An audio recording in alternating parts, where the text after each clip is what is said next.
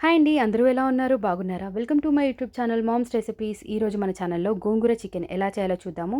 దానికోసం ముందుగా కడాయి పెట్టుకొని ఆయిల్ వేసుకుందాం. ఆ తర్వాత స్పైసెస్, ఆనియన్స్, వెల్లుల్లి, పచ్చిమిర్చి, కరివేపాకుని కూడా వేసుకొని ఒకసారి వీటిని బాగా కలుపుకుందాం. ఆనియన్స్ ఫ్రై అయిన తర్వాత టమాటోస్, అల్లం వెల్లుల్లి పేస్ట్, పసుపు, ఉప్పును కూడా వేసుకుందాం. ఉప్పు అనేది ఎవరి టేస్ట్‌ని బట్టి వారు వేసుకుందాము. ఆ తర్వాత అల్లం వెల్లుల్లి పేస్ట్‌లో నుంచి పచ్చివాసన పోయిన తర్వాత గోంగూరను కూడా యాడ్ చేసుకొని ఒకసారి బాగా మిక్స్ చేసుకొని 5 మినిట్స్ అయితే మూత పెట్టి ఇది ఉడకాలి. ఆ తర్వాత అయితే గోంగూర సాఫ్ట్ అయిపోతుంది. ఇందులోకి చికెన్‌ని కూడా యాడ్ చేసేసుకుందాము. ఆ తర్వాత ఇందులోకి సరిపడా కారం కూడా వేసుకొని ఒకసారి బాగా మిక్స్ చేసుకొని మూత అయితే పెట్టేద్దాం. మీడియం ఫ్లేమ్‌లో 15 మినిట్స్ అయితే చికెన్ ఉడకాలి. ఆ తర్వాత మూత ఓపెన్ చేసి గరం మసాలా, అలాగే చికెన్ మసాలా కూడా వేసేసుకొని దాని తర్వాత దాని మీద కొంచెం కొత్తిమీర కూడా యాడ్ చేసుకొని ఒకసారి బాగా మిక్స్ చేసి మళ్ళీ మూత పెట్టేద్దాం.